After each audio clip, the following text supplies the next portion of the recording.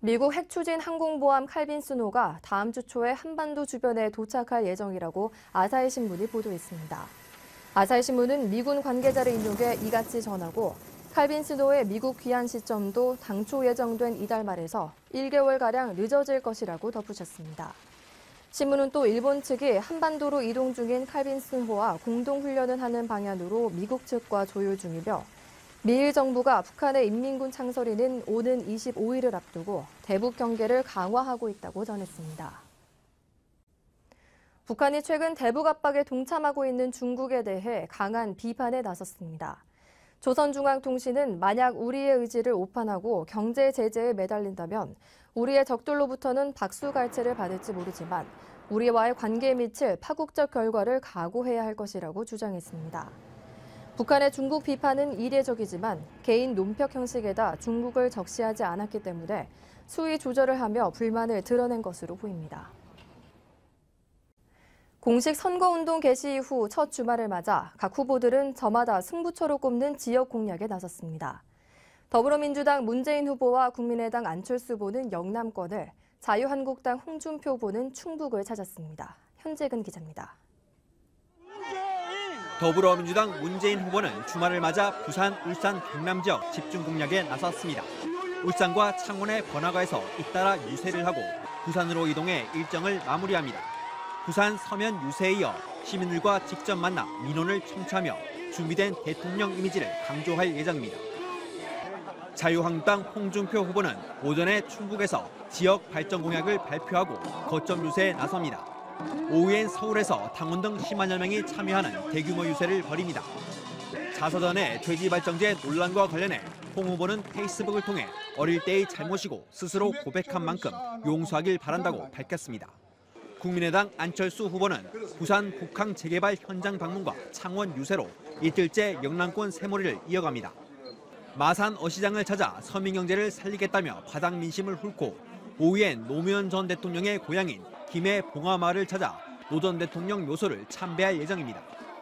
바른정당 유승민 후보는 울산 지역 공약 발표에 이어 백화점과 시장을 돌며 거리 인사를 하고 오후엔 경북 경산을 거쳐 대구 동성로를 찾아 대구 경북 민심 잡기에 집중합니다. 정의당 심상정 후보는 전남 순천과 구례를 차례로 찾은 뒤 광주 충장로 유세를 통해 호남의 지지를 호소합니다. MBC 뉴스 현정입니다. 왕이 중국 외교부장과 세르게이 라브로프 러시아 외무장관이 한반도 문제에 대해 상호 소통과 협력을 통해 문제를 해결해 나가겠다고 밝혔습니다. 두 장관은 회담에서 북핵 문제와 관련해 지금은 한반도 정세의 향방을 결정하는 중요한 시기라며 양국이 긴밀한 소통과 협력을 통해 정세를 관리 통제하고 모험적 행위를 억제하기로 했다고 밝혔습니다. 또 양국이 북핵 문제 해법으로 주장하는 북핵 대화 재개를 위해 더 구체적이고 세부적인 방안을 추진하겠다고 합의했습니다. 서울 강남에 있는 5층짜리 건물 철거 현장에서 건물이 무너져 작업 중이던 근로자 2명이 매몰됐습니다. 대전에서 발생한 가방 시신 유기 사건의 용의자가 어젯밤 경찰에 붙잡혔습니다. 사건 사고 소식 임상재 기자가 보도합니다. 오늘 오전 10시쯤 서울 강남구 역삼동의 지상 5층, 지하 3층짜리 건물 철거 현장에서 건물이 붕괴됐습니다. 이 사고로 지상 1층에서 작업 중이던 근로자 2명이 지하 2, 3층 아래로 떨어지면서 건물에 매몰됐습니다. 매몰자들은 모두 의식은 있는 것으로 확인됐으며 소방당국은 현장에 특수구조대를 급파해 구조 작업을 벌이는 등 정확한 사고 원인을 조사하고 있습니다. 어제 새벽 대전의 한 주택가 공터에 50대 여성의 시신이 든 여행용 가방을 버린 남성이 경찰에 붙잡혔습니다. 대전 중부경찰서는 어제 저녁 8시 반쯤 여성을 살해해 시신을 유기한 혐의로 49살 이모 씨를 긴급 체포했다고 밝혔습니다. 경찰은 이 씨의 집을 압수수색해 증거를 확보하고 이 씨를 상대로 범행 동기 등 정확한 사건 경위를 조사하고 있습니다. 폭발음과 함께 시뻘건 불길이 치솟습니다. 어젯밤 11시쯤 충남 예산의 한 배터리 제조 공장에서 불이 나 6시간 만에 꺼졌습니다. 이 불로 인명피해는 없었지만 인근 아파트 주민 200여 명이 대피했고 10여 명이 연기를 마셔 병원으로 옮겨졌습니다. 경찰과 소방당국은 정확한 화재 원인과 피해 규모를 조사하고 있습니다. MBC 뉴스 임상재입니다. 여러분 안녕하십니까? 4월 22일 토요일 뉴스투데이입니다.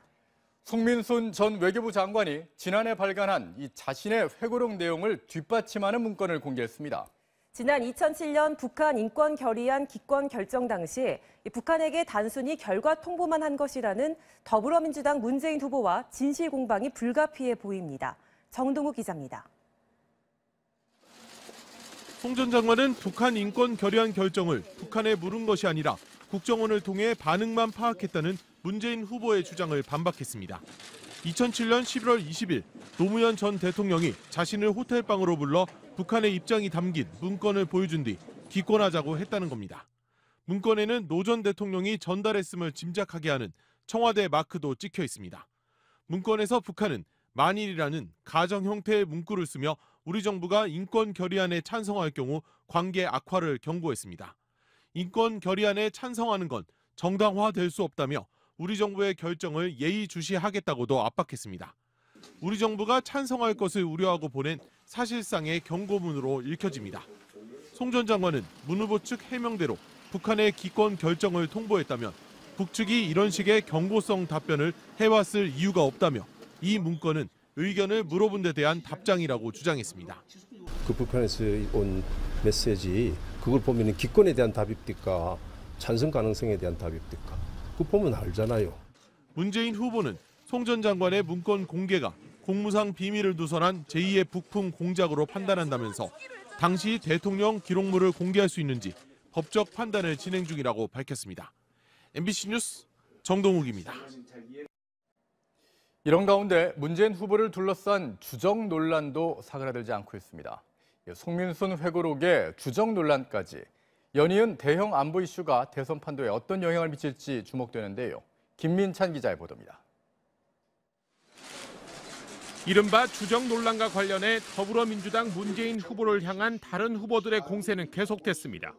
북한을 주적이라고 말하지 않는 그런 분한테 과연 국군 통수권을 맡길 수 있을 것이냐. 지금 현재 그 국방백서에 적으로 규정되어 있는 것은 북한밖에 없습니다. 사실상 그 같은 개념입니다. 안보 대선 분위기가 고조되자 북한 선제 타격 등 발언 수위도 높아졌습니다.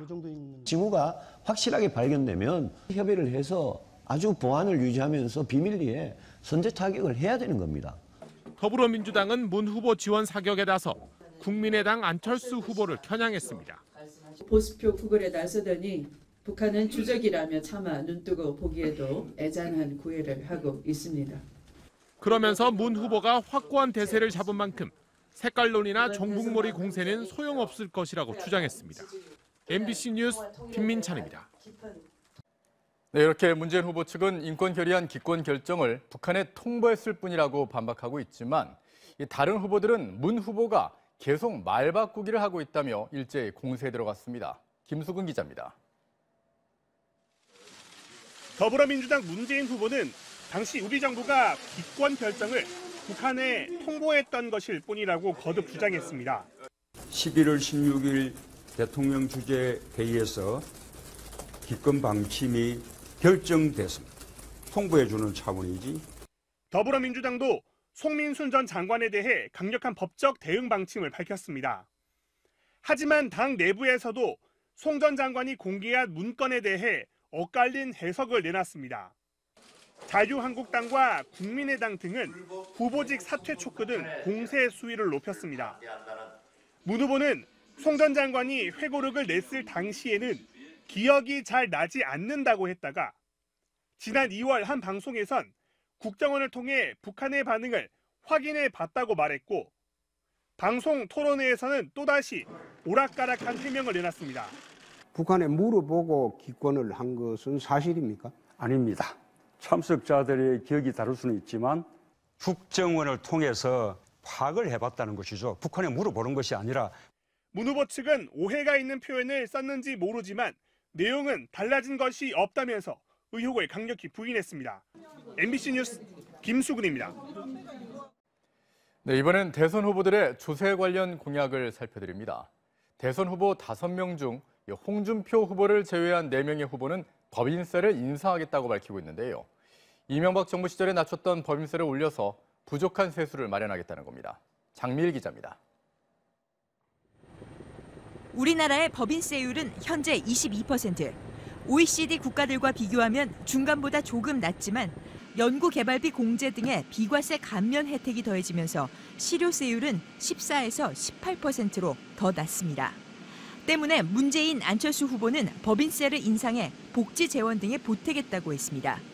대기업 위주로 혜택이 돌아갔던 연구개발 공제 등 각종 비과세 감면 혜택을 줄여 세금을 더 걷고 그래도 부족하면 돈을 많이 버는 기업부터 세율을 25%로 올려 적용하겠다는 겁니다. 유승민, 심상정 후보는 아예 법인세율을 인하 전인 25%로 복구하겠다고 했습니다. 반면 홍준표 후보는 법인세 인상에 반대하고 정규직 일자리를 창출하는 기업은 법인세를 인하해 주겠다고 밝혔습니다. 한국경영자총연합회 등도 법인세 인상을 반대하고 있습니다. 기업의 법인세를 인상하면 그 영향이 결국에는 근로자, 소액주주, 소비자들에게 전가돼 서민 부담이 가중될 수 있다는 것입니다.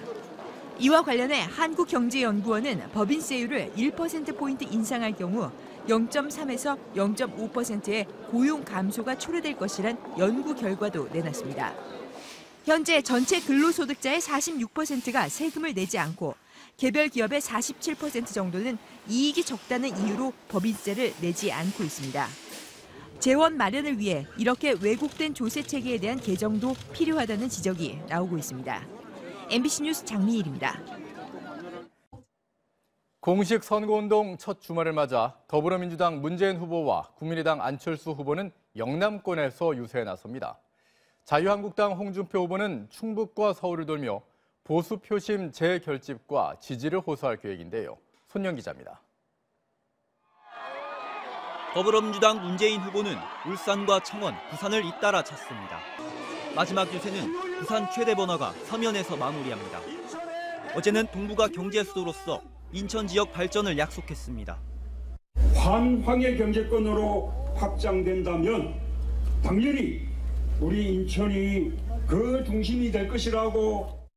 자유한국당 홍준표 후보는 충북에서 지역 발전 공약을 발표하고 서울로 상경해 대규모 유세를 합니다. 어제는 포항과 경주, 영천을 찾아 전통시장을 중심으로 세를 결집했습니다. TK에서 홍준표가 지지율이 3배나 갑자기 튀어 올랐다는 겁니다. 국민의당 안철수 후보는 이틀째 영남권에서 지역 발전을 약속하고 지지를 호소합니다. 오후에는 김해 봉화마을도 찾습니다. 어제 유세에선 미래를 열 대통령을 내세워 중도보수 표심을 공략했습니다. 부산 경제 살리고 부산 미래 열 수 있는 지도자 뽑아야 하는 겁니다. 바른정당 유승민 후보는 울산에서 대구까지 유세전을 이어갑니다. 소음, 공해, 돈 없는 선거운동을 선언했습니다. 자전거 유세에 한번 큰 바람을 일으켜 봅시다. 정의당 심상정 후보는 전남과 광주를 찾습니다. 오늘부터 각 후보들은 총 109회에 걸쳐 TV와 라디오 방송 연설도 진행합니다. MBC 뉴스 손령입니다. TV 토론회에서 불거졌던 북한 주적 논란도 사그라들지 않고 있습니다. 연이어 터지는 대형 안보 이슈가 대선 판도에 어떤 영향을 미칠지 주목됩니다. 김민찬 기자입니다. 이른바 주적 논란과 관련해 더불어민주당 문재인 후보를 향한 다른 후보들의 공세는 계속됐습니다. 북한을 주적이라고 말하지 않는 그런 분한테 과연 국군 통수권을 맡길 수 있을 것이냐, 저는 거기에 대해서는 상당히 회의적으로 봅니다. 지금 현재 그 국방백서에 적으로 규정되어 있는 것은 북한밖에 없습니다. 다른 어디에도 다른 국가를 대상으로 적이라고 한 표현이 없습니다. 이딴 논란에 안보 대선 분위기가 고조되자 북한 선제 타격 필요성 등 발언의 수위도 더 높아졌습니다. 징후가 확실하게 발견되면 미국이든 우리든 같이 협의를 해서 아주 보안을 유지하면서 비밀리에 선제 타격을 해야 되는 겁니다. 더불어민주당 문재인 후보는 추가적인 언급을 자제한 가운데 당 선거대책위가 지원 사격에 나섰습니다. 특히 국민의당 안철수 후보를 겨냥했습니다. 당명을 빼고 보수표 구걸에 나서더니 북한은 주적이라며 차마 눈뜨고 보기에도 애잔한 구애를 하고 있습니다. 민주당은 또 문 후보가 확고한 대세를 잡은 만큼 색깔론이나 종북몰이 공세는 소용없을 것이라며 논란 확산을 경계했습니다. MBC 뉴스 김민찬입니다. 프랑스 파리의 심장부 샹젤리제 거리에서 총격 테러가 발생해 경찰과 테러범을 포함해 5명의 사상자가 나왔습니다. IS가 자신들의 소행이라고 밝혔는데 이 대선을 코앞에 둔 프랑스는 충격에 휩싸였습니다. 파리 김현 특파원이 보도합니다. 아이들의 울음소리가 들리고 관광객이 다급히 외칩니다. 부근에서는 경찰이 한 남성을 향해 총을 쏩니다.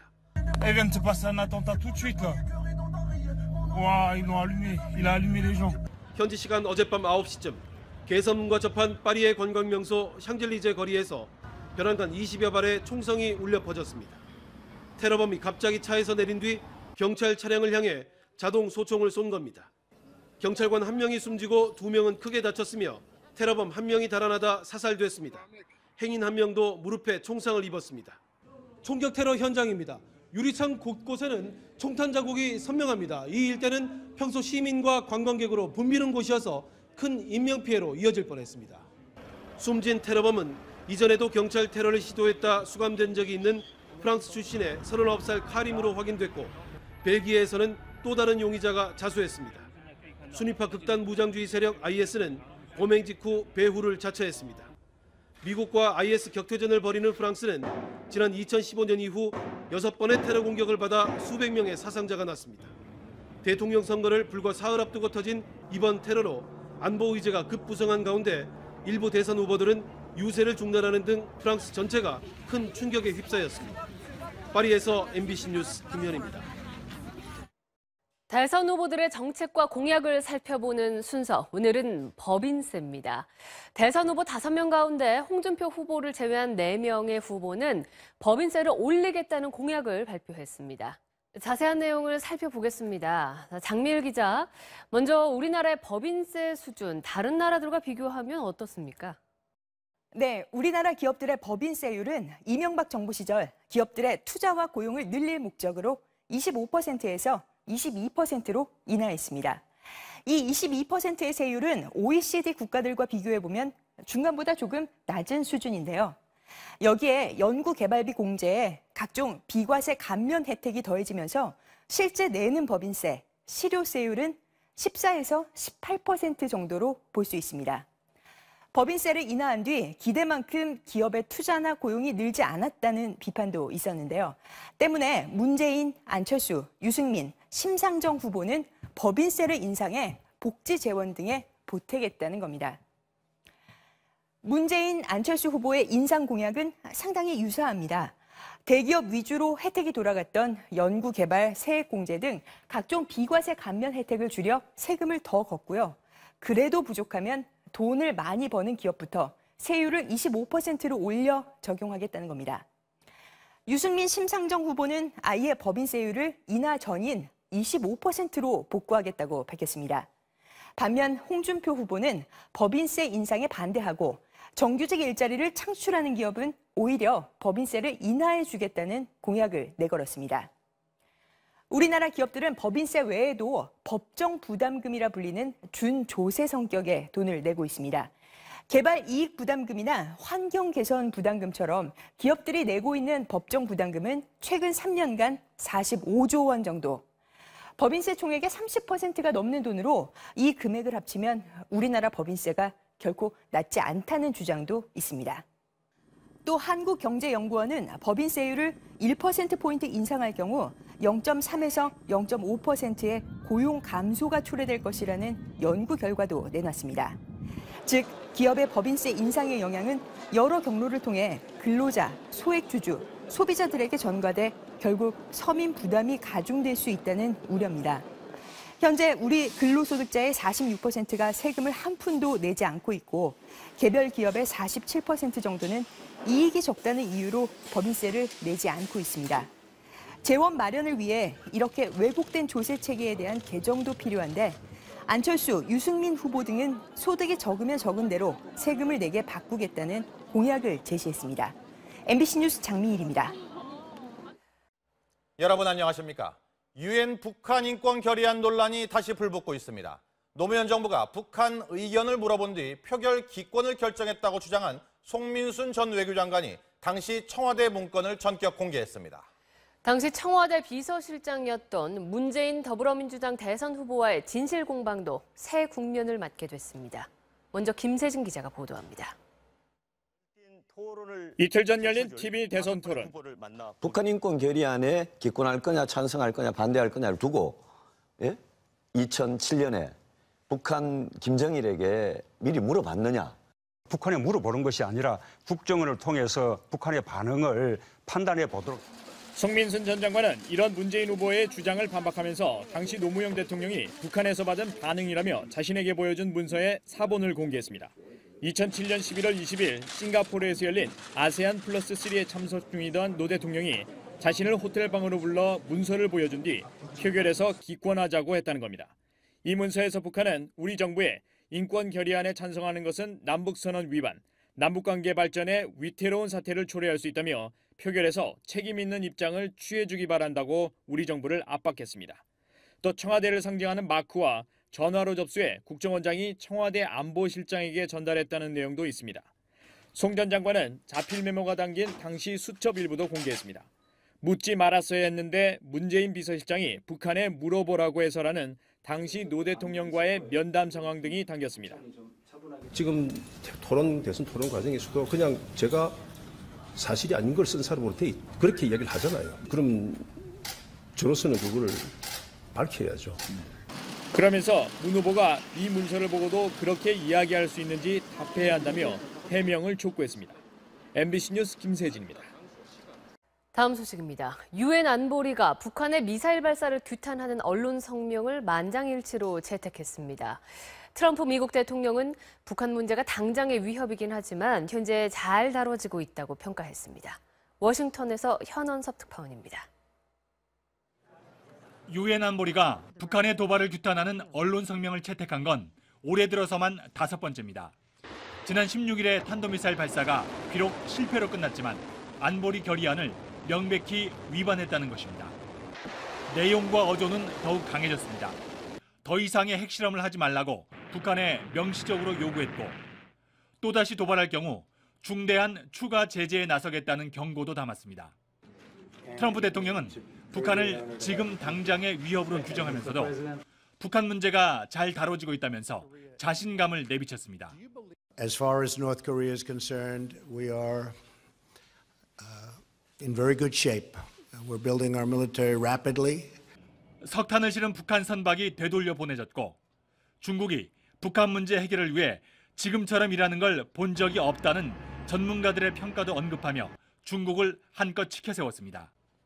특히 기자회견 2-3시간 전에 매우 흔치 않은 움직임이 있었다고 말해 중국이 북한에 대해 추가 조치를 취했을 가능성도 시사했습니다.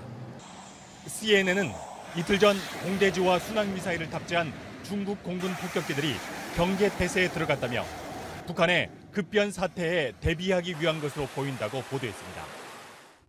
취임 전 북한 김정은을 미친 사람으로 규정했던 트럼프는 김정은의 정신 안정 상태를 묻는 질문에는 대답할 수 없다고 밝혔습니다. 워싱턴에서 MBC 뉴스 현원섭입니다. 대선을 이틀 앞둔 프랑스 파리 도심에서 조금 전 자동소총이 등장하는 총격전이 벌어졌습니다. 경찰관 1명과 테러 용의자가 숨졌습니다.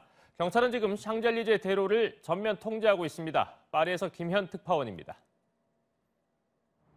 우리 시간으로 오늘 새벽 4시쯤 프랑스 파리 샹젤리제 중심가에서 총격전이 발생했습니다. 프랑스 경찰은 범인을 제압하는 과정에서 경찰관 1명과 범인이 총에 맞아 숨졌고 또 다른 경찰관 2명이 다쳤다고 밝혔습니다. 프랑스 내무부는 차량 한 대가 경찰차 앞을 가로막은 뒤 차에서 내린 남성이 경찰관들을 향해 총을 쐈고 곧바로 인근 상가로 도주하면서 총격전이 벌어졌다고 밝혔습니다. 또 범인은 S급 요주의 관리 대상 인물로 처음부터 경찰이 범행 목표였던 것으로 보인다며 검찰 대테러팀이 수사에 착수했다고 밝혔습니다. 목요일 밤 관광객들로 붐비던 샹젤리제 거리는 큰 혼란에 빠졌고 목격자들은 총격전이 크게 벌어졌다며 긴박했던 당시 상황을 전했습니다. 프랑스 경찰은 샹젤리제 일대의 교통과 통행을 통제하고 있으며 주 프랑스 한국 대사관도 우리 교민과 관광객 등의 샹젤리제 쪽 방문을 자제할 것을 권고하고 있습니다. 파리에서 MBC 뉴스 김현입니다. 안철수 후보는 사드, 개성공단, 햇볕 정책 등 주로 외교안보 관련해 최근 몇 달에서 몇 년 사이 계속 입장을 바꿔서 논란을 키우고 있습니다. 보수 위장 아니냐라는 일각의 비판에 안 후보 측은 상황 변화에 따른 유연한 대응이란 입장입니다. 김민찬 기자입니다. 사드 배치 논란이 처음 불거졌던 지난해. 얻는 것보다는 잃는 게 더 많다는 생각입니다. 불과 몇 달 만에 입장은 180도 달라졌습니다. 결국은 우리는 사드 배치해야 됩니다. 2012년 저서를 통해 개성공단을 확대하고 금강산 관광을 재개해야 한다고 했지만 지금은 상황이 달라졌다는 입장입니다. 지금 유엔 제재 국면입니다. 우리도 스스로 자유로울 수 없습니다. 햇볕 정책도 마찬가지. 햇볕 정책의 성과를 계승하여 더 발전시키겠습니다. 공과 과가 있습니다. 100% 그대로 다 옳거나 100% 다 아니거나 그런 건 없습니다.